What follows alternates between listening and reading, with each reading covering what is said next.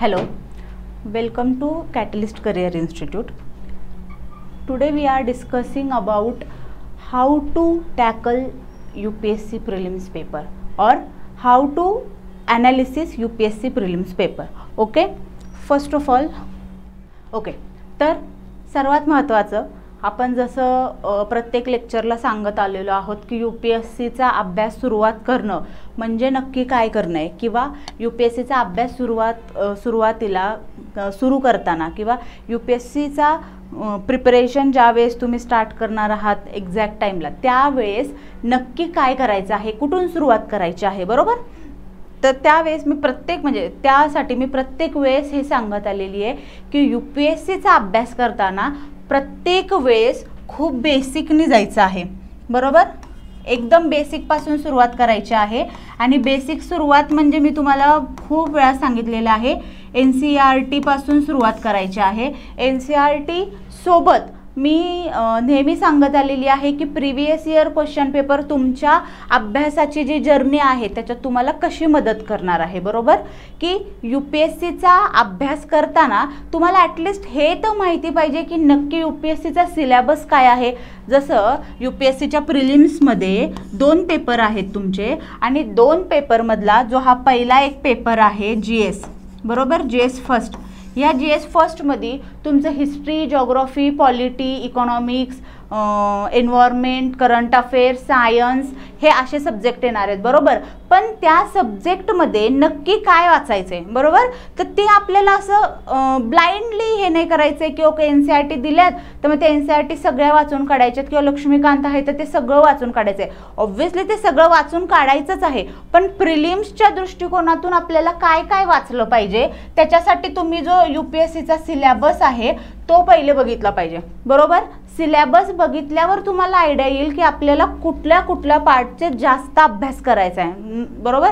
जसं की modern history आहे, एन्शियंट हिस्ट्री आहे, मिडिवल हिस्ट्री आहे, तर त्याच्यात त्यांनी पार्ट्स करून दिलेले आहेत. जसं मॉडर्न हिस्ट्रीमध्ये पार्ट्स केलेले आहेत, त्यात तसेच त्यांनी एन्शियंटमध्ये केलेले आहेत, मिडिवलमध्ये केलेलं आहे, बुद्धिझम आहे, जैनिझम आहे, बरोबर. त्यानंतर मौर्य काल पिरियड आहे. तर हे जे पार्ट्स आहेत ह्याचा किती डीपली स्टडी करायचा आहे हे आपल्याला तेव्हा समजणार आहे ज्यावेळेस आपण थोडेसे प्रिवियस इयर क्वेश्चन पेपरकडे वळणार आहोत, बरोबर.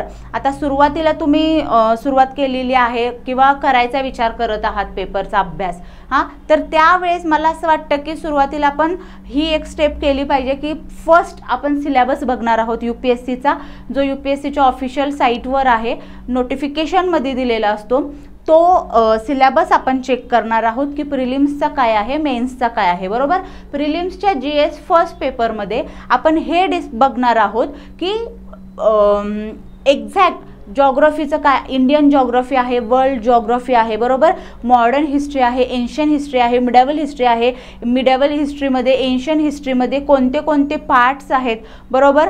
त्यानंतर इकॉनॉमिक्स आहे, इंडियन इकॉनॉमीचा आपण अभ्यास करणार आहोत. एन्व्हायरमेंटमध्ये आपण कुठल्या कुठल्या ज्या ट्रीटीज झालेल्या आहे, एन्व्हायरमेंटल ट्रीटीज झालेल्या आहेत किंवा ज्या कॉप आपण म्हणतो, ज्या कॉप्स झालेल्या आहेत त्या कुठल्या कुठल्या कॉप्सवर प्रश्न आलेले आहेत, बरोबर. ह्याचा आपल्याला जर आयडिया हवी असेल तर आपल्याला थोडंसं प्रिवियस इयरकडे वळणं खूप जास्त गरजेचं आहे. प्रिवियस इयर न बघता जर ब्लाइंडली अभ्यास करायला गेलात तर तेवढी आयडिया येणार नाही किंवा UPSC प्रश्न कसा विचारत आहे, आयोग प्रश्न कसा फॉर्म करत आहे हे तर समजलं पाहिजे नक्कीच. त्याच्यामुळे मी नेहमी सांगत असते की UPSCचा अभ्यास करत असताना प्रिवियस इयरकडे थोडंसं जास्त लक्ष द्या, बरोबर.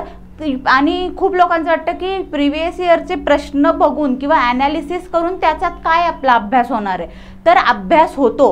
बऱ्याच विद्यार्थी अशा आहेत जे आता पोस्ट होल्डर आहेत किंवा खूप 3-4 मेन्स लिहिलेले आहेत, इंटरव्ह्यूला गेलेले आहेत, त्यांचा अभ्यास करण्याची स्ट्रॅटेजी हीच असते की ते हे अशा प्रकारचा प्रश्न बघत असतात, बरोबर. आता इथे प्रश्न आहे which of the following activities constitute real sector in the economy, बरोबर.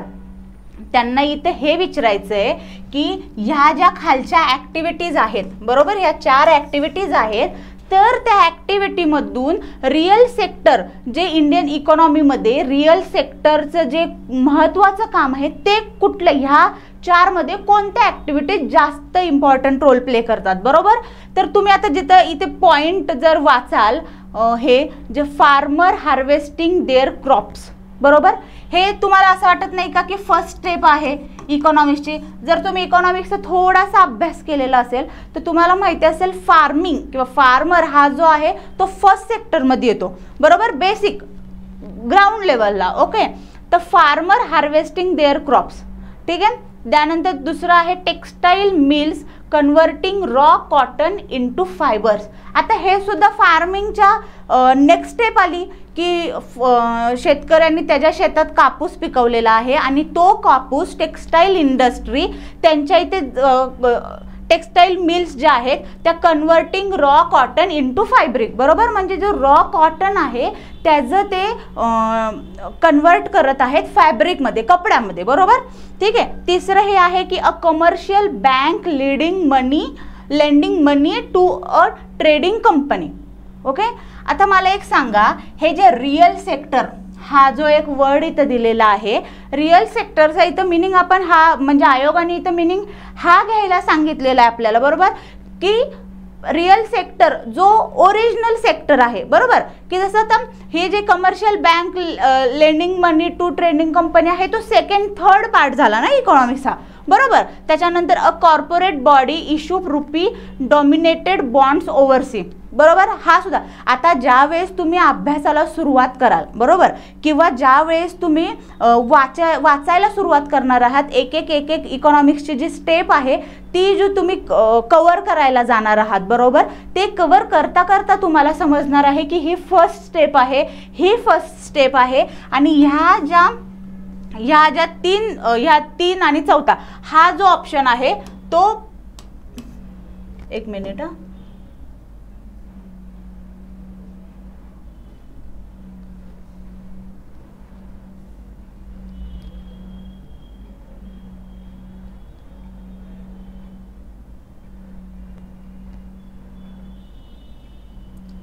अरे यार हे असंच होतं.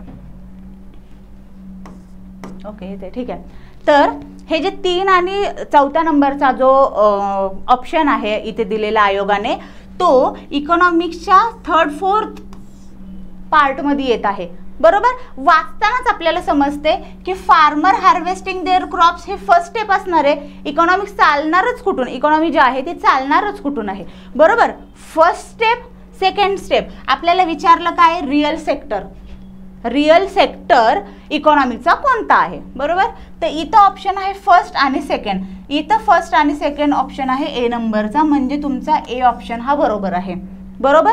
आता इथे तुम्ही काय करणार आहात, हे जे हा जो प्रश्न आहे, बरोबर, प्रिव्हियस इयर क्वेश्चन पेपरमधला हा जो प्रश्न आहे ह्याच्याशी रिलेटेड इकॉनॉमिक्समध्ये कोणता चॅप्टर आहे, बरोबर, GDP, GNP, हा बेसिक आहे. हेच बेसिक आपल्याला तिथे वाचायचं आहे, बरोबर. आता ब्लाइंडली जर तुम्ही वाचायला गेला तर तुम्ही GDP वाचणार, GNP वाचणार, बरोबर, तर त्याच्यात तुम्हाला एवढं अंडरस्टँडिंग होणार नाहीये. जेव्हा की तुम्हाला हा प्रश्न वाचल्यावर हे समजणार आहे, हे क्लिअर होणार आहे की GDP, GNP, first sector, second sector ह्यामध्ये UPSC कोणत्या पद्धतीने प्रश्न विचारू शकते आपल्याला, बरोबर, की आपल्याला सर्रास सगळंच वाचायचं नाहीये. UPSC कुठला त्यातला क्रक्स उचलत आहे, हा कुठला एक मेन मुद्दा उचलत आहे आणि त्याच मुद्द्यावर UPSC रेग्युलरली दरवर्षी रिपीटेडली क्वेश्चन विचारत आहे, बरोबर. तसं ही मी तुम्हाला नेहमी सांगायचं म्हणजे एक कामच हे की प्रिव्हियस इयरचा अभ्यास, प्रिव्हियस इयर क्वेश्चन्सचा अभ्यास केल्यावर आपल्याला समजणार आहे की आपल्याला नक्की कुठल्या प्रश्नांसाठी अभ्यास करायचा किंवा आयोग आपल्याला कुठल्या पद्धतीने प्रश्न विचारणार आहे, बरोबर. हे समजलं. आता सेकंडच्या इथे जाऊयात आपण. ओके, आता सेकंड आपण हे बघणार आहोत. जसं मी सांगत आले, आता आपण फर्स्ट हा बघितलाय की इकॉनॉमिक्स, बरोबर, की इकॉनॉमिक्ससाठी जर ज्यावेळेस तुम्ही सुरुवात करणार आहात, इकॉनॉमिक्सची NCERT वाचणार आहात, मायक्रो इकॉनॉमिक्सपासून ज्यावेळेस तुम्ही सुरुवात करणार आहोत त्यावेळेस तुम्हाला ह्या स्टेप समजणार आहे ज्या आपण पाठीमागच्या क्वेश्चनमध्ये घेतलेल्या, की GDP GNP जो बेसिक फॅक्टर आहे तो रिअल इकॉनॉमीसाठी कसा हे करतो, बरोबर. आता सेकंड मी तुम्हाला एक आयडिया देण्यासाठी हे लेक्चरच मी ह्यासाठी घेत आहे की अभ्यास करताना ज्यावेळेस तुम्ही प्रिव्हियस इयर क्वेश्चन बघणार आहात त्यावेळेस तुमच्या डोक्यात नक्की कोणत्या गोष्टी आल्या पाहिजेत आणि त्या कधी येणार आहेत. तुम्ही फर्स्ट टाइम आता बसताय समजा अभ्यासाला, ठीक आहे, आणि तुम्ही म्हटलं की चला तर मी पॉलिटीचं पुस्तक घेतो आणि किंवा NCERT घेतो आणि त्याच्यानंतर मी सिलेबस घेतलेला आहे, मी प्रिव्हियस इयर क्वेश्चन पेपर घेतलेला आहे आणि मी लगेच वाचायला सुरुवात करतो, म्हणजे क्वेश्चन बघतो वाचतो, क्वेश्चन बघतो वाचतो. फर्स्ट वेळेस तुम्हाला हे जमणार नाहीये, हे प्रत्येकालाच जमत नाही. माझा पर्सनली एक्सपिरियन्स आहे, ज्यावेळेस मी अभ्यासाला सुरुवात केलेली त्यावेळेस मला सुद्धा ही जमलं नव्हतं, बरोबर. हा जो प्रश्न आहे हा प्रश्न वाचायलाच एक 5 ते 10 मिनिटं, समजायला 5 ते 10 मिनिटं जातात की नक्की ह्याच्यात विचारलंय काय, मला ह्याच्यासाठी कुठला अभ्यास करायचा, मला लक्ष्मीकांत मधला कुठला चॅप्टर ह्याच्यासाठी वाचावा लागेल, बरोबर. आता हेच कसं म्हणजे कसं ती जी टेक्निक आहे ती जी स्ट्रॅटर्जी आपण डेव्हलप करणार आहोत, प्रत्येकाची एक वेगवेगळी स्ट्रॅटर्जी आहे, बरोबर. तसं मी तुम्हाला सांगते की ही तुमची स्ट्रॅटर्जी प्लॅन करण्यासाठी तुम्हाला हे प्रिव्हियस इयरचं क्वेश्चन पेपरचं जे मी ॲनालिसिस घेत आहे किंवा मी प्रत्येक वेळेस सांगत आहे की तुम्ही बेसिकपासून सुरुवात करा, ती कशी तुमची ते स्ट्रॅटर्जी प्लॅनिंगसाठी तुम्हाला कशी मदत करणार आहे. ओके, आता इथे बघा प्रश्न आहे, which of the following is are the exclusive powers of Lok Sabha, म्हणजे लोकसभेच्या कोणत्या एक्सक्लुझिव्ह ज्या पॉवर्स आहेत लोकसभेच्या त्या कोणत्या आहेत या खालीलपैकी, बरोबर. आता फर्स्ट ऑप्शन हा आहे to ratify the declaration of emergency.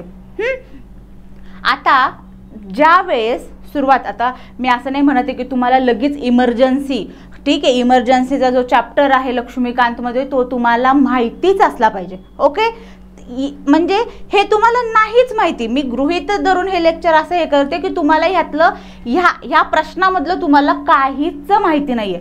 Lok Sabha शब्द कुठेतरी वाचलाय तुम्ही, कुठेतरी ऐकलाय आधी 11वी 12वी 10वी पर्यंत, बरोबर. पण आता ह्या ज्या पॉवर्स आहेत त्याच्या ह्या तुम्हाला माहिती नाहीयेत, बरोबर. आता मी हे करते की हे मला सुद्धा माहिती नाही हा, तर मी प्रश्न वाचताना कसा वाचते की बाबा ह्यातल्या लोकसभेच्या काहीतरी ह्या पॉवर्स आहेत आणि कुठल्या तरी नाही आहेत. काय लिहिलंय, select the correct answer using the code given below, बरोबर. म्हणजे ह्या 3 ह्याच्यातल्या कुठल्या तरी पॉवर्स एकदम आहेत लोकसभेच्या आणि कुठल्या तरी पूर्णपणे नाही आहेत, बरोबर की नाही. तर पहिला ऑप्शन जो आपण वाचतोय, to ratify the declaration of emergency. आता ह्या वेळेस तुम्ही लक्ष्मीकांत घेऊन बसणं अपेक्षित आहे, बरोबर. आता ज्या वेळेस तुमच्याकडे लोकसभेचा हा क्वेश्चन आलेला आहे आणि तिथे तुम्हाला हे बघ, जसा हा इथं की पॉइंट, बरोबर, इमर्जन्सी डिक्लेरेशन, हे जे की पॉइंट्स आहेत, बरोबर, की लोकसभेला अधिकार आहे इमर्जन्सी डिक्लेअर करायचा, बरोबर. पण फक्त लोकसभेला आहे का हे तुम्हाला माहिती नाही, हे मला पण माहिती नाही. आता आपण हेच धरत आहोत की हे मला सुद्धा माहिती नाही, तुम्हाला सुद्धा माहिती नाही. ओके, तर त्यावेळेस अपेक्षित हे आहे की तुम्ही लक्ष्मीकांतचं जे पार्लमेंटचा जो चॅप्टर आहे, बरोबर, पार्लमेंटचा जो चॅप्टर आहे तो खूप नीट वाचणं गरजेचं आहे. पार्लमेंट चॅप्टर थोडा लेंदी आहे, खूप मोठा आहे तो चॅप्टर, समजायला खूप जास्त सोपा आहे. जर तुमची इंग्लिश लँग्वेज किंवा मराठी, लक्ष्मीकांत आता मराठीमधून सुद्धा आलेला आहे, जर इंग्लिशमधून जर तुम्ही बघायला गेला ना, मराठीपेक्षा मला इंग्लिश लँग्वेज जरा सोपी वाटत आहे लक्ष्मीकांतची. तर ज्यावेळेस तुम्ही पार्लमेंट चॅप्टर वाचायला जात आहात त्याच्यात तुम्हाला लोकसभा राज्यसभा त्याची काय काय कामं आहेत, कोणत्या म्हणजे कुठल्या एका चौकटीत राहून ती कामं करणार आहेत, ती सगळी जी इन्फॉर्मेशन आहे ती त्या चॅप्टरमध्ये दिलेली आहे, बरोबर. तर लोकसभेच्या ज्या आपल्याला पॉवर्स आहेत त्या तिथे समजून घ्यायच्या आहेत आणि तिथे एक सब कॉलम आहे ज्या लोकसभेच्या राज्यसभेच्या कुठल्या पॉवर्स आहेत, कुठल्या पॉवर्स फक्त लोकसभेला आहेत, बरोबर. तर तो जो चॅप्टर तुम्ही ज्यावेळेस वाचाल त्यावेळेस तुम्हाला समजेल to ratify the declaration of emergency हा जो ऑप्शन आहे तो पूर्णतः चुकीचा आहे, कारण डिक्लेरेशन ऑफ इमर्जन्सी ही जी पॉवर आहे ती बोथ हाऊस दोन्ही लोकसभा राज्यसभा या दोन्ही सभागृहाची परमिशन घेऊनच, परमिशन असल्याशिवाय आपण इमर्जन्सी लागू होत नाही, बरोबर. ओके, तर हा पॉइंट चुकला. म्हणजे आता इथं तुम्हाला आहे ना हे 2 पॉइंट जरी तुम्हाला माहिती नसतील, ओके, तरी सुद्धा तुम्हाला समजणार आहे. 1 गेला 2 गेला, बरोबर. 1 याला एलिमिनेशन टेक्निक म्हणतात, बरोबर. इथे 1 गेला, इथे 2 गेला, बरोबर. हा ऑप्शन 1 गेलेला आहे आपला, इथला एक ऑप्शन गेलेला आहे आपला. ओके, आता राहिलंय कोण?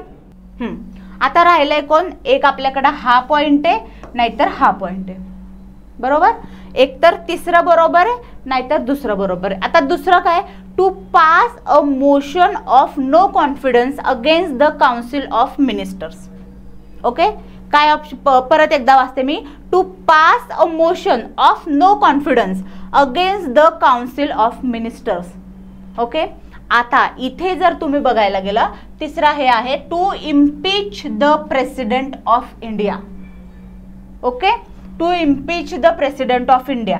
आता इथे जर बघायला गेलं ना, हा किंवा हा एक, ठीक आहे, ही जी लाईन आहे ना, इथं जे हे motion of no confidence, okay, कुणाच्या अगेन्स्ट आहे? काउन्सिल ऑफ मिनिस्टरच्या. हा जो ही जी एक पॉवर आहे ती फक्त आणि फक्त लोकसभेला आहे, बरोबर. आणि ही जी लाईन आहे, ही जी प्रॉपर लाईन आहे ती लक्ष्मीकांतमध्ये जशीच्या तशी आहे. ज्यावेळेस तुम्ही वाचाल त्यावेळेस तुम्हाला समजणार आहे की ही जी लाईन आहे ती जशीच्या तशी लोकसभेच्या चॅप्टरमध्ये ही लाईन जशीच्या तशी दिलेली आहे. त्याच्यामुळे हा ऑप्शन बरोबर आहे. सेकंड उत्तर आलेलं आहे तुमचं त्याच्यात, बरोबर. आणि दुसरं काय? To impeach the president of India. हे चुकीचंच आहे, कारण 2/3 मेजॉरिटीनी हाऊस ऑफ पार्लिमेंटच्या हे डिसिजन घेतला जातो, त्याशिवाय फक्त लोकसभेच्या डिसिजननी घेतला जात नाही, बरोबर. त्यामुळे हा 2 नंबरचा ऑप्शन बरोबर आहे. हे तुम्ही ज्यावेळेस वाचायला सुरुवात कराल ना एक एक गोष्ट, त्यावेळेस तुम्हाला समजणार आहे की कुठला म्हणजे कुठले चॅप्टर्स किंवा कुठले जे युनिट्स आहेत ते आयोगाने प्रत्येक वेळेस दरवर्षी रिपीटेडली क्वेश्चन्स विचारलेले आहेत. जसं फंडामेंटल पॉलिटीचं जर तुम्ही बघायला गेला, फंडामेंटल राईट्स आहेत, हमखास त्याच्यावर फंडामेंटल राईट्सवर हमखास प्रश्न दरवर्षी UPSC विचारते. फंडामेंटल राईट्स झाले, दुसरे झाले DPSP हा असा चॅप्टर आहे की ज्याच्या तुम्ही म्हणजे ज्या फॅक्ट्स आहेत त्या तुम्ही तोंडपाठच केल्या पाहिजेत, कारण DPSPवर 101% प्रश्न दरवेळेस UPSCला असतो, प्रिलिम्सला हमखास असतो. फंडामेंटल राईट्स झाले, DPSP झाले, त्याच्यानंतर पार्लमेंटचा आपण आत्ताच प्रश्न बघितला, पार्लमेंटवरही 100% UPSC प्रश्न विचारते. त्याच्यानंतर इमर्जन्सी झाले, ज्युडिशियरी सिस्टम झाली, पंचायत राज झाले, हे जे हायकोर्ट झालं, सुप्रीम कोर्ट झालं, हे जे ठराविक टॉपिक्स आहेत त्याच्यावर UPSC प्रश्न विचारते. प्रिव्हियस इयर क्वेश्चन पेपरचं ज्यावेळेस ॲनालिसिस तुम्ही करणार आहात, मी प्रत्येक वेळेस हे म्हणते की ॲटलिस्ट मागचे 7 ते 8 वर्षापर्यंतचे मागच्या तुम्ही पेपरचं ॲनालिसिस केलं पाहिजे. आता पेपरचं ॲनालिसिस करणं म्हणजे काय नक्की? जे मी तुम्हाला हे क्वेश्चन्स इथं सांगत आहेत, बरोबर, हे क्वेश्चन्स मी आधी ह्याचं ॲनालिसिस केलेलं आहे. कधी? ज्यावेळेस मी स्वतः अभ्यासाला सुरुवात केलेली होती, किंवा आता इकडे यायच्या अगोदर ज्यावेळेस मी अभ्यास करत होते त्यावेळेस मी हे बघितलेलं आहे की हे जे प्रश्न आहेत हे कमीत कमी म्हणजे एक 7 ते 8 वेळा रिपीटेडली नॉट म्हणजे की वर्ड टू वर्ड रिपीट झालेला आहे, बरोबर, पण त्याचा जो सिक्वेन्स आहे तो वर खाली झालेला आहे, तो चेंज झालेला आहे, त्याचे ऑप्शन्स चेंज झालेले आहेत. असे बरेच प्रश्न तुम्ही स्वतः शोधू शकता UPSCचे जे प्रिव्हियस इयर क्वेश्चन्स पेपर आहेत त्याच्यामध्ये, बरोबर. आता सर्वात महत्त्वाचं काय करायचंय, तुम्ही 8-10 वर्षाचे पेपर घेतलेले आहेत UPSCचे, ह्याच्यात तुम्हाला हे बघायचं आहे की UPSC फंडामेंटल राईट्सवर किती प्रश्न विचारते. ओके, 10 वर्षात UPSCनी फंडामेंटल राईट्सवर किती प्रश्न विचारलेले आहेत, किंवा UPSCनी नॅशनल पार्क्स जे आहेत इंडियामधले त्याच्यावर किती प्रश्न विचारलेले आहेत, आणि मी म्हणजे बरेच हे टीचर्स लोक आहेत, स्टाफ म्हणजे जे फॅकल्टी आहे ते हे एकदम श्युरिटीने सांगू शकते की नॅशनल पार्क झाले, वेटलँड्स झाले किंवा हे फंडामेंटल राईट झालं, पार्लमेंट झालं, ह्याच्यावर कंपल्सरी UPSC एक तरी प्रश्न टाकतच असते, बरोबर. नेक्स्ट आता मी तुम्हाला एक आयडिया येण्यासाठी सांगते, जे मी तुम्हाला म्हणत होते. ओके, हे बघा, हे आता हे माउंटेन्स आणि पीक्सचं हे आहे. हा जॉग्राफीचा प्रश्न आला. जॉग्राफीचे जे प्रश्न आहेत तिथे जर तुम्ही बघायचं, तिथे त्यांचा जर अभ्यास करायला गेला तुम्हाला, तर माउंटेन्स, पीक, रिव्हर्स, वेटलँड, नॅशनल पार्क्स ह्याच्या ज्या मॅच द फॉलोइंग्स आहेत ह्या हमखास UPSC विचारतच असते. त्याच्यामुळे अभ्यास करतानाच तुम्ही असा अभ्यास करा की जे माउंटेन्स आहेत, त्याचे पीक्स आहेत, त्याची हाईट किती आहे, कुठल्या रिजनमध्ये आहे, कुठल्या स्टेटमध्ये आहे, कुठले माउंटेन्स रेंजेसमध्ये ती आहे, बरोबर. ह्याचा एक स्पेसिफिक चार्ट करून ठेवा तुमच्याकडे. ज्यावेळेस तुम्ही रिव्हिजन कराल त्यावेळेस तुम्हाला ते प्रत्येक पेजेसमध्ये शोधावं नाही लागणार, बरोबर. थोडा इंटरेस्टिंग त्याचा चार्ट बनवून ठेवा की माउंटेन्स आहेत, त्याचे पीक्स आहेत, कुठल्या रेंजमध्ये आहे ते, बरोबर, त्याची हाईट्स किती आहे. ओके, हे तुम्हाला UPSC साठी सुद्धा मदतीला होणार आहे आणि हे तुम्हाला MPSC साठी सुद्धा खूप जास्त मदत होणार आहे. आता इथे बघा, हे पीक्स दिलेत आणि माउंटेन्स दिलेत, बरोबर. नामच्या बारवा हे गरवाल हिमालयामध्ये आहे, इथं असं त्यांनी दिलेलं आहे. दुसरं आहे नंदादेवी आहे कुमोन हिमालयामध्ये, बरोबर. आणि नोकरेक दिलेला आहे सिक्कीम हिमालया. ज्या वेळेस तुम्ही जॉग्राफी वाचाल, फिजिकल जॉग्राफी, इंडियन जॉग्राफीचं ज्यावेळेस NCERT पुस्तक वाचाल तुम्ही, त्यावेळेस तुम्हाला ह्या गोष्टी क्लिअर होणार आहेत, बरोबर. आता ह्याच्यासाठी तुम्हाला काय करायचंय, जॉग्राफीच्या NCERT वाचायच्यात, बरोबर. जॉग्राफीची 11वी 12वीची जी NCERT आहे जॉग्राफीची, त्याच्यात ह्या गोष्टी दिलेल्या आहेत. आता तुम्ही सुरुवात पहिले 6वी पासूनच करायची आहे. 6वीची NCERT पासूनच तुम्ही सुरुवात करायची आहे आणि 11वी 12वीच्या ज्या NCERT आहेत त्या फक्त रिपीटेडली रिव्हिजन करायच्या आहे, कारण त्याच्यातूनच बऱ्याच वेळा प्रश्न जशीच्या तशी लाईन आयोगाने उचललेली आहे. ओके, आता हे नामच्या बारवा जो पीक आहे ते गरवाल हिमालयामध्ये नाहीये. ओके, गरवाल हिमालयामध्ये नाहीये. हे फक्त हे जे नामच्या बारवा आहे ते गरवाल हिमालयामध्ये नसून अरुणाचल प्रदेशमध्ये आहे. ओके, हे तुम्ही दिलेलं आहे पण इकडे लिहून देते. अरुणाचल प्रदेशमध्ये,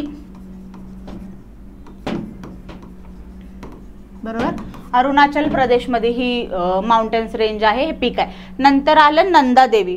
ओके, नंदादेवी आहे ते कुमोन हिमालयामध्ये दिलेलं आहे आणि नोकरेक जे आहे ते सिक्कीम हिमालय. आता इथे तुम्ही बघाल, हे जे नोकरेक आहे ना ते सिक्कीम हिमालयामध्ये नाहीये. हे NCERT मध्ये लाईन दिलेली आहे. नोकरेक हा हायेस्ट पीक आहे गारो हिल्सचा. गारो हिल्स कुठे आहे? गारो हिल्स आहे मेघालयामध्ये, बरोबर. तर मेघालयामध्ये ही नोकरेक जो पीक आहे तो गारो हिल्सवर आहे आणि मेघालयामध्ये आहे. आणि हे जे आहे नंदादेवी फक्त जे आहे ती कुमोन हिमालयामध्ये आहे. त्याच्यामुळे ऑप्शन 2 हा बरोबर आहे. ओके, आता ह्याच्यात तुम्हाला काय समजलं?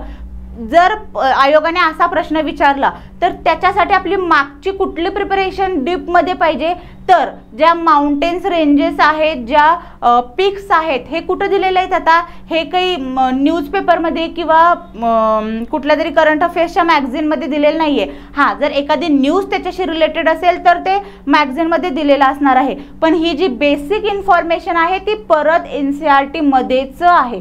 त्याच्यामुळे NCERT म्हणजे बरेच मुलं असं हे करतात की मॅम NCERT न वाचता जर डायरेक्ट रेफरन्स बुकवर गेलो किंवा डायरेक्ट रेफरन्स बुक वाचायला घेतले तर कन्सेप्ट क्लिअर होत आहेत का? किंवा खूप मुलांचा असा ओव्हर कॉन्फिडन्स आहे की नाही, मी डायरेक्ट NCERT न वाचता मी रेफरन्स बुक घेतलं, मी स्पेक्ट्रम घेतले आणि मला ते कळतंय.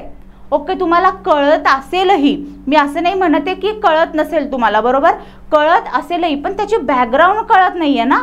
फक्त तिथे स्पेक्ट्रम काय, स्पेक्ट्रम हे स्वतःमध्ये एक नोट्सच आहेत, त्या एक प्रकारच्या नोट्स आहेत. तर नोट्स या शॉर्ट्स ह्याच्यात असतात ना. आपल्याला जर बेसिक आणि खूप जर डिटेल त्यातली नॉलेज हवं असेल तर तुम्हाला बेसिक पासून सुरुवात करावी लागणार आणि बेसिक NCERT पासून सुरुवात करावी लागणार आहे, बरोबर.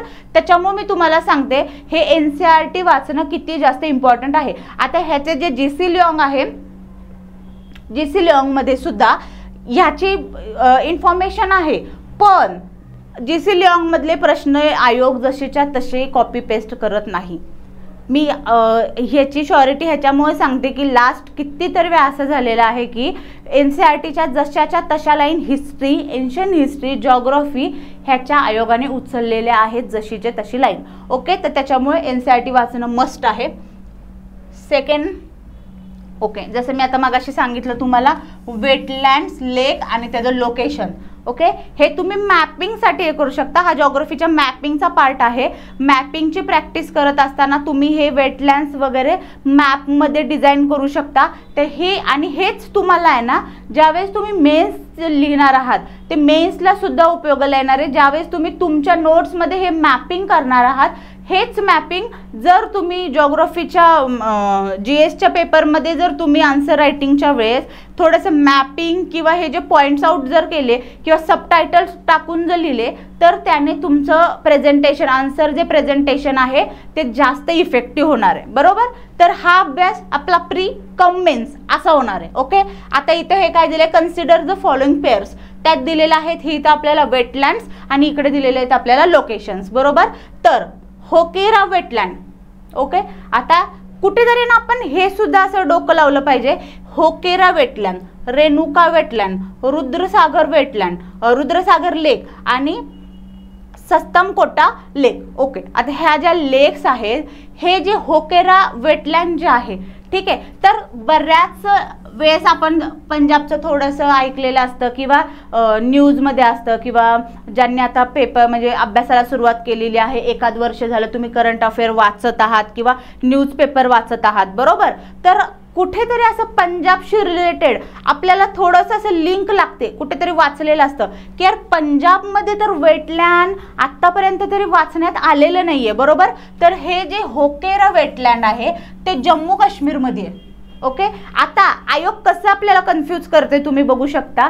जम्मू काश्मीर, पंजाब हे जे रिजन्स आहेत ते साईडला, पंजाबच्या वर लगेच गेलं की जम्मू काश्मीर लागत आहे. बरोबर, तर आयोग हेच आपल्याला थोडंसं कन्फ्युजिंग करण्याचे ऑप्शन ह्याच्यासाठी टाकत असतो की शेजारी आहे किंवा बाबा एकमेकांच्या खूप जास्त जवळ आहे, तर तिथे आपण कन्फ्यूज होऊ शकतो. बरोबर, की जम्मू काश्मीर आहे, उत्तराखंड आहे, पंजाब आहे. बरोबर, तर त्याच्यासाठी थोडंसं आपण काय म्हणतात त्याला एक कॉन्सन्ट्रेशननी स्टडी करणं खूप जास्त महत्त्वाचं आहे. होकेरा वेटलँड जे आहे ते जम्मू अँड काश्मीरमध्ये आहे. आता रेणुका वेटलँड घ्या हिमाचल प्रदेशमध्ये, रेणुका वेटलँड हिमाचल प्रदेशमध्येच आहे. ओके, रेणुका वेटलँड जे आहे ते हिमाचल प्रदेशमध्ये आहे, म्हणून हा ऑप्शन बरोबर आहे. आता ज्या वेळेस ना हे असे ऑप्शन्स येतात ना त्यावेळेस बरेच मुलं कन्फ्यूज होऊन जातात की जसं ओनली 1 पेअर आहे, ओनली 2 पेअर आहे, 3 आहे किंवा ऑल 4 आहेत. बरोबर, की म्हणजे यातल्या कोणत्या एक पेअर बरोबर आहे, 2 पेअर्स बरोबर आहेत, कुठल्या 3 पेअर्स बरोबर आहेत. बरोबर, तर त्याच्यातनं आपल्याला कुठलीच एलिमिनेशन टेक्निक वापरता येत नाही. हे जे क्वेश्चन्स ना आयोगाने आता 22-23 पासून द्यायला सुरुवात केलेली आहे. 22च्या अगोदर 20, 21, 17, 18, 19 हे जे पेपर्स यायचे त्याच्यात एलिमिनेशन टेक्निक खूप इझिली अप्लाय करता यायची. बरोबर, त्याच्यामुळे हे थोडंसं डोकं थोडंसं लावायची गरज आहे की कुठल्या पेअर्स आणि किती पेअर्स बरोबर आहेत. बरोबर, तर ह्याच्यात रेणुका वेटलँड ही बरोबर आहे. ओके, आता रुद्रसागर लेक जे आहे ते त्रिपुरामध्ये आहे. हे सगळे ना तुमचं वाचून होणार आहे. बरं, की म्हणजे असं नाही की आता मी सांगते की मी पटपट सांगते हे रुद्रसागर त्रिपुरामध्ये आहे तर तुम्हाला असं वाटणार की खूपच फास्ट होत आहे किंवा मग आम्हाला तर हे माहिती नाही आहे. आता हे कसं आहे ना, हे मी तुम्हाला एक एक डिटेल ते नाही सांगू शकत की ह्या पेजवर आहे किंवा हे वाचा किंवा रुद्रसागर लेक जो आहे तो त्रिपुरामध्ये आहे तर तो इथल्या लोकेशनला आहे. हे तुम्हाला तेव्हा समजणार आहे ज्यावेळेस तुम्ही स्वतः रीडिंग करायला लागणार आहात. बरोबर, ज्यावेळेस तुम्ही स्वतः रीडिंग करणार आहात, ज्यावेळेस तुम्ही स्वतः तुमच्या नोट्स मेकिंग करणार आहात, त्याच वेळेस तुमचं थोडंसं तो फॅक्ट्स जे आहे ते लक्षात राहणार आहे. त्याच्यामुळे रुद्रसागर लेक त्रिपुरामध्ये आहे. हे आपल्या आता कुठल्या तरी 2 हे झालेले आहेत. बरोबर, की 2 तर आपल्याला समजले. बरोबर, आता ही तिसरी जी आहे ते सस्तमकोटा लेक. सस्तमकोटा लेक जे आहे ना ती तमिळनाडूमध्ये नाही. आता पुन्हा जसं मी पंजाब आणि जम्मू काश्मीरचं सांगितलेलं तसं आयोगाने इथं पुन्हा आपल्याला एक टाकलेलं आहे तमिळनाडूमध्ये नसून हे केरलामध्ये आलं. साईडला जो स्टेट आहे त्याच्यानी आयोग आपल्याला थोडंसं कन्फ्यूज करण्याचा प्रयत्न करत आहे. पण ज्यावेळेस तुमचे फॅक्ट्स क्लिअर असतील त्यावेळेस कन्फ्युजनची जी लेवल आहे ती थोडीशी तुमची कमी राहणार आहे. त्याच्यामुळं हा ऑप्शन चुकलेला आहे. त्याच्यामुळं 2 ओनली 2 पेअर्स म्हणजे कुठल्या 2 नंबर आणि 3 नंबर या 2च पेअर या प्रश्नामध्ये बरोबर आहे, म्हणून ओनली 2. Okay okay. आता हा प्रश्न हा करंट अफेअर्सचा प्रश्न आहे. करंट अफेअर्स जर कुणी वाचायला सुरुवात केली असेल किंवा मी जसं नेहमी सांगते की तुम्ही न्यूजपेपर थोरली फॉलो करा. न्यूजपेपर वाचण्याशिवाय दुसरं ऑप्शन करंट अफेअर्ससाठी नाही. तुम्ही म्हणाल की मी डायरेक्टली 365 वाचेल आणि पीटी वाचतो सगळ्या, त्याच्यानंतर व्हिजन वाचतो. तुम्ही ते वाचाच, नाही वाचा असं मी म्हणत नाहीये, पण ज्या वेळेस तुम्ही तुमचा न्यूजपेपर पूर्णपणे वाचणार आहात, न्यूजपेपर वाचण्याचे तुम्हाला 2-3 फायदे होणार आहे. न्यूजपेपर तुम्ही वाचला, करंटशी तुमची थोडीशी कुठेतरी लिंक लागणार आहे. तुम्ही सेकंड जर तुम्ही विजनचं मॅगझिन वापरताय, तुम्ही दुसरं कुठलं शून्य IS वापरताय, तर तिथे तुमची लिंक लागणार आहे की ओके हे मी कुठेतरी पेपरमध्ये वाचलेलं आहे, बरोबर. सेकंड रिडिंग तुमची तिथं झाली. त्यानंतर थर्ड रिडिंग तुमची ज्यावेळेस तुम्ही PT 365 वाचणार आहे तेव्हा होणार, बरोबर. त्याच्यामुळे तुमची 3 टाइम करंटची रिव्हिजन होत आहे, लक्षात येते. आणि तेच दुसरा तुमचा हा फायदा होणार आहे, पेपर ज्यावेळेस तुम्ही एडिटोरियल वाचता त्यावेळेस तुमचा जो वाचायचा स्पीड आहे तो थोडासा इम्प्रूव्ह होत जातो. आणि जेणेकरून CSATचा ज्यावेळेस तुम्ही पेपर सॉल्व्ह करणार आहात एक्झामच्या वेळेस, त्यावेळेस जे तुमचं कॉम्प्रिहेन्शनचं रीडिंग आहे त्याचा आपोआप जो स्पीड आहे तो इम्प्रूव्ह होणार आहे. बऱ्याच वेळा एडिटोरियल ते जे एडिट हे असतात त्याच्यातून सुद्धा हे प्रश्न म्हणजे हे जे पॅसेज आहेत ते विचारले जातात, बरोबर. त्याच्यामुळे पेपर वाचणं, न्यूजपेपर वाचणं हे किती जास्त महत्त्वाचं हे तुम्हाला समजलं असेल. किंवा पेपरमधूनच जे आर्टिकल्स आहेत ते जसेच्या तसे CSATच्या पेपरला विचारले जातात, बरोबर. त्याच्यामुळे CSAT म्हणत नाहीये, करंट अफेअर वाचणं खूप जास्त न्यूजपेपर वाचणं खूप जास्त महत्त्वाचं आहे करंट अफेअर्ससाठी. न्यूजपेपर हा तुमचा करंटला पण उपयोगाला येणार आहे, तुमच्या मेन्सच्या आन्सर रायटिंगला सुद्धा उपयोगाला येणार आहे. ज्यावेळेस तुम्ही न्यूजपेपरमधले जे एखादी न्यूज आहे त्याचे फॅक्ट्स, त्याचे एक्झाम्पल्स, त्याचं करंट एक्झाम्पल नोट करून ठेवणार आहे. न्यूजपेपर तुम्हाला तिथे उपयोगाला येणार आहे, न्यूजपेपर तुम्हाला CSATला उपयोगात येणार आहे आणि न्यूजपेपर तुम्हाला प्रिलिम्ससाठी सुद्धा उपयोगाला येणार आहे. Okay, consider the following options. Okay, तिथं काय आलेलं आहे, आरोग्य सेतू, कोविन, हे सगळे ऑप्शन जे शब्द आहेत हे कुणी ना कुणीतरी प्रत्येकाने कुठे ना कुठेतरी वाचलेले असणार आहेत, बरोबर. आरोग्य सेतू, कोविन, डिजिलॉकर आणि दीक्षा हे जे आहेत ते which of the above are built on top open source digital platform. Okay, म्हणजे डिजिटल प्लॅटफॉर्म्समध्ये हे कुठले सोर्सेस आहेत. ओके, आता इथे तुम्हाला समजेल, आरोग्य सेतू ॲप आपण सगळ्यांनी डाउनलोड केलेला कोविडमध्ये.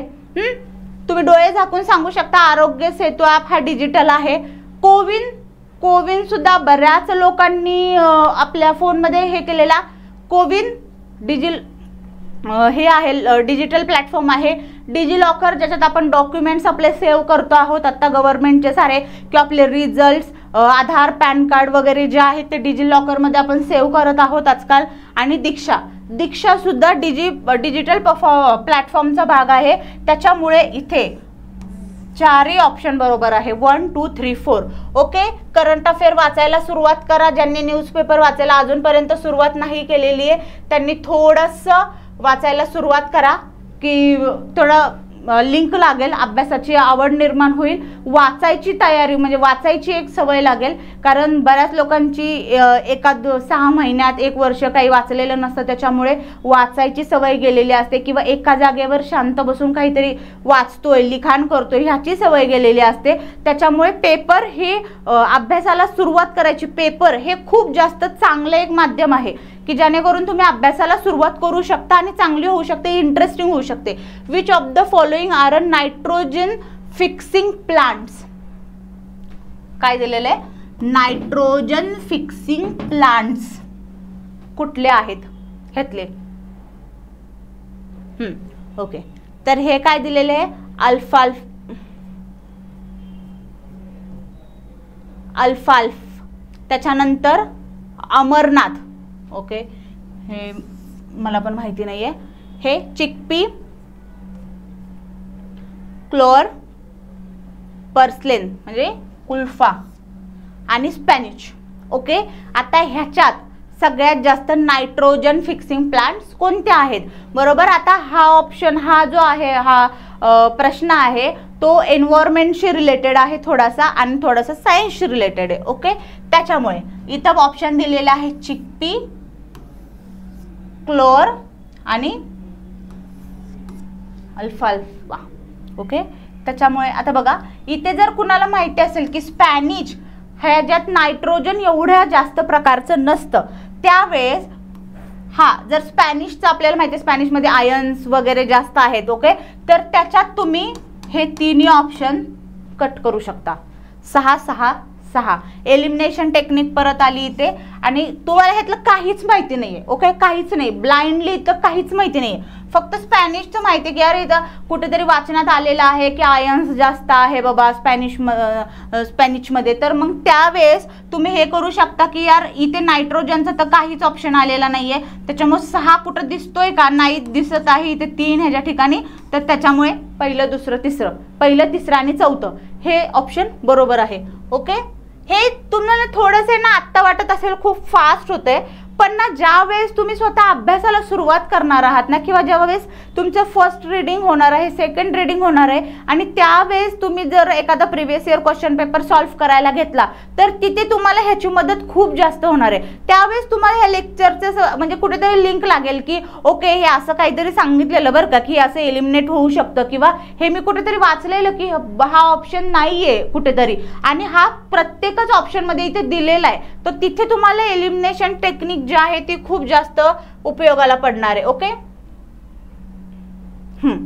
आता इथे सुद्धा बघा हे काय, with reference to Indian history consider the following pairs, historical person आणि नोन ॲज आर्यदेवा, दिगंनगा आणि नाथान मुनी. ओके, इथं काय वैष्णव स्कॉलर, बुद्धिस्ट स्कॉलर आणि जैन स्कॉलर. ओके, हे जे ओनली 2 पेअर्स इथे दिलेले आहेत, ह्याचं उत्तर आपण शोधूया तिथे काय असेल म्हणून. नेक्स्ट मी तुमच्यासाठी एखादा प्रश्न सोपा दिसतोय का बघते.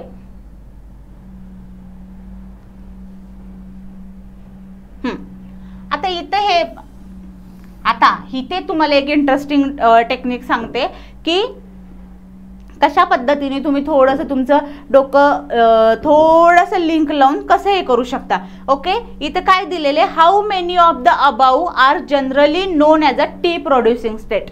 ओके, म्हणजे चहाची शेती, चहाचं उत्पादन कुठल्या स्टेटमध्ये सर्वात जास्त होते. आता हिमाचल प्रदेश, बरेच लोक हिमाचल प्रदेशला फिरायला जातात, त्या टी बागांमध्ये जातात वगैरे, तिथले ते फोटोज हे ते करतात. ओके, म्हणजे तुम्ही ऐकलं असेल किंवा तुमच्या शेजार पाजारचं कुणीतरी गेलेलं असेल, थोडंसं डोक्यात असेल. ओके, तर तुम्ही तिथे हे हिमाचल प्रदेशला तर टिक करू शकता. बरोबर. आता हे जे केरला आहे, ओके, केरला जे आहे ते केरला आणि आंध्र प्रदेश तुम्ही कसं लिंक लावू शकता मी तुम्हाला सांगते. शाहरुख खानचा आणि दीपिका पदुकोणचा मूवी आलेला चेन्नई एक्सप्रेस. ओके, त्या चेन्नई एक्सप्रेसमध्ये एक गाणं होतं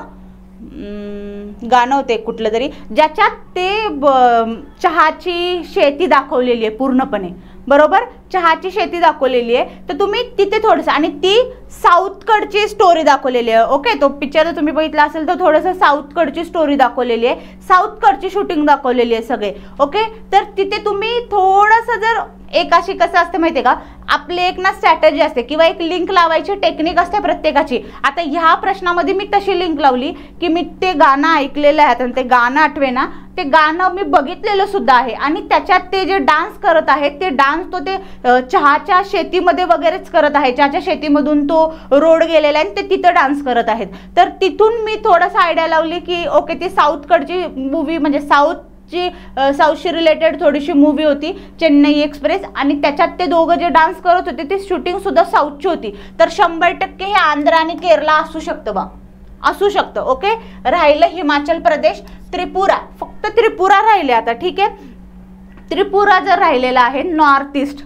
ठीक आहे, तर नॉर्थ ईस्टमध्ये पण जर तुम्ही हे गँगटोक, दार्जिलिंग हे जर बघितलं असेल, दार्जिलिंग टी वगैरे तुम्हाला कुठं ऐकण्यात आलं असेल किंवा वाचण्यात आलं असेल, बरोबर, तर तो पट्टा आहे दार्जिलिंग, त्रिपुरा वगैरे त्या साईडचा. हा, तर तिथे सुद्धा चहा होऊ शकतो, बरोबर, चहाची उत्पन्न असू शकतं. हा, त्याच्यामुळे त्रिपुरा सुद्धा, म्हणून 4 बरोबर. असं हे थोडंसं ना टेक्निक लावा, म्हणजे टेक्निक तुमची बिल्ड करा, एक स्ट्रॅटर्जी बनवा स्वतःची की कसा अभ्यास करायचा आहे, मग त्याच्यात मी कुठल्या ट्रिक्स यूज करेल किंवा कोणत्या टेक्निक यूज करेल जेणेकरून मला जरी पाठांतर झालं नाही, जरी फॅक्च्युअल डाटा माझ्या लक्षात राहिला नाही, तरी सुद्धा मी थोडीशी लिंकेज लावून ते मला आठवेल, कुठे ना कुठेतरी आठवेल, बरोबर. ओके, हे झालं आपलं डिस्कशन. त्याच्यात मी आता पुन्हा एकदा सांगते, हे जे आपण लेक्चर घेतलेलं आहे, हे लेक्चर ह्याच्यासाठी घेतलेलं आहे की प्रिव्हियस इयर क्वेश्चन पेपरचा बेस ठेवून तुम्ही तुमच्या UPSCच्या अभ्यासाची जर्नी जी आहे ती कशी काय सुरू करू शकता, बरोबर. किंवा UPSCचा जो प्रिव्हियस इयरचा क्वेश्चन पेपर आहे तो सोबत घेऊन तुम्ही तुमचा सिलेबस कसा कव्हर करू शकता, किती इझिली तो कव्हर होऊ शकतो, बरोबर. ह्याच्यामुळे प्रिव्हियस इयर क्वेश्चन पेपर किती जास्त महत्त्वाचे ते समजतं. ओके, आणि तेच पेपर प्रश्न जो आहे तो कसा वाचायचा आहे, त्यातला मेन कीवर्ड काय आहे, ते कसा हे करायचं आहे. बऱ्याच वेळा आयोग कन्फ्युजिंग क्वेश्चन हे टाकत असतं किंवा कन्फ्युजिंग क्वेश्चन विचारतो. आन्सर खूप सोपं आहे, तुम्हाला समजतंय का. आता हा जर प्रश्न आहे, आयोगाने आपल्याला काय सांगितलंय, ह्यातले टी प्रोड्युसिंग स्टेट ओळखायचे आपल्याला, बरोबर. आता क्वेश्चनही आपल्या समोर आहे आणि आन्सरही आपल्याच समोर आहे. ओके, फक्त त्याला थोडासा एक लिंक लावून आपल्याला त्यातला कुठला बरोबर आहे हे आपल्याला चूज करायचं आहे. ओके, तर ही टेक्निक लगेच एका दिवसात येणार नाहीये, तुम्ही प्रॅक्टिस प्रॅक्टिस प्रॅक्टिस प्रॅक्टिस करत ते तुमच्यात ती इम्प्रूव्हमेंट होणार आहे, ती टेक्निक तुमच्यात बिल्ड होणार आहे. आणि एक वेळ मग प्रिलिम्सचा अभ्यास करताना एक वेळ मग असा येईल ना की previous year question paper solve करता करता तुम्ही ज्यावेळेस टेस्ट सिरीज लावायला जाल, ज्या टेस्टचे पेपर सोडवाल त्यावेळेस तुमच्या ह्या ज्या टेक्निक्स आहेत ना त्या तुम्हाला खूप मदत होणार आहेत.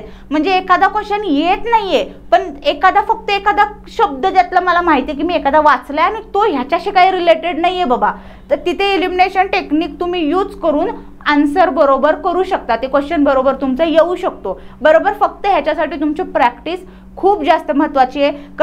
करंटसाठी मी नेहमी सांगत आहे की करंटसाठी न्यूजपेपर किती महत्त्वाचा आहे, न्यूजपेपर वाचणं खूप जास्त महत्त्वाचं आहे. मग तुम्ही न्यूजपेपर द हिंदू वाचा, इंडियन एक्सप्रेस वाचा. आता तुम्हाला थोडीशी सवय नाही आहे किंवा मराठी मीडियममधून सगळं शिक्षण झालेलं आहे आत्तापर्यंत, तर मराठी पेपर वाचायला सुरुवात करा तात्पुरते. मराठी पेपर सोबत मग थोडंसं 1 महिना 1.5 महिन्यानंतर वाचायची प्रॅक्टिस झाल्यानंतर तुम्ही थोडं इंग्लिशकडे वळा.